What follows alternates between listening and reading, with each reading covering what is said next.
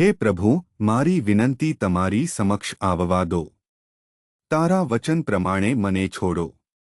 રવિવાર 28-20 જૂન 1926. આજે સવારે અમારા ધ્યાન માટે મેં જોન પ્રકરણ 1 શ્લોક 39 અનુસાર ગોસ્પેલમાંથી પસંદ કર્યું છે.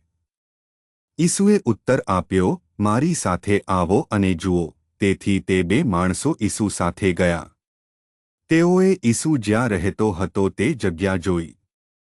તેઓ ત્યાં ઈસુ સાથે તે દિવસે રહ્યા. તે લગભગ બપોરના 4નો સમય હતો.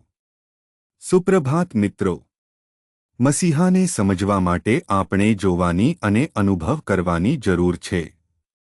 ચાલો આપણે આ શ્લોક પર ધ્યાન આપીએ.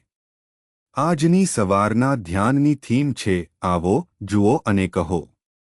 બાપ્તિસ્મા આપનાર યોહાને ઈસુને જોયો. તેણે બૂમ પાડી, જુઓ, દેવના હલવાનને જુઓ. ત્યાં ઘણા લોકો ચોક્કસપણે સમજી શક્યા ન હોત કે જોન શું કહે છે. જો કે યોહાનના શિષ્યો કંઈક સમજી શક્યા જે એન્ડ્રયુ છે અને બીજામાંના એક.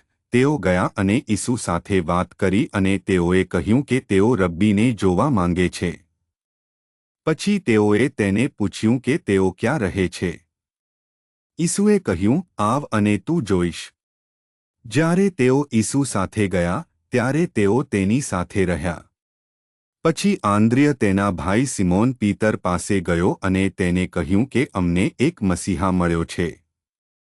મિત્રો, આપણે અહીં જે સમજીએ છીએ તે એ છે કે તેઓ સમજી શકે છે કે જોન શું ઉલ્લેખ કરી રહ્યો છે. ભગવાનનું હલવાન જે મસીહા છે, જે તે છે જે વિશ્વને બચાવવા માટે ભગવાન દ્વારા મોકલવામાં આવેલા આપણા પાપોને દૂર કરશે.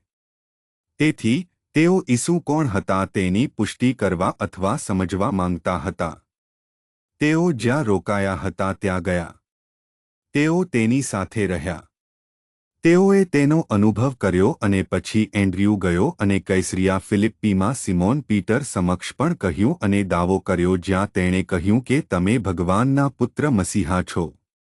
એન્ડ્રયુએ ઈસુને જોયો હતો, ઈસુનો અનુભવ કર્યો હતો. પ્રથમ દાખલામાં જ તેને મસીહા તરીકે ઓળખ્યો હતો.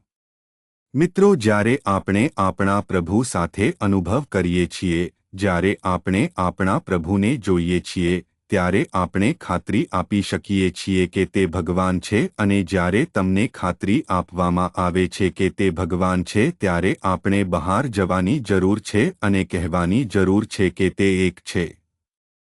તે તારણહાર છે. તે મસીહા છે.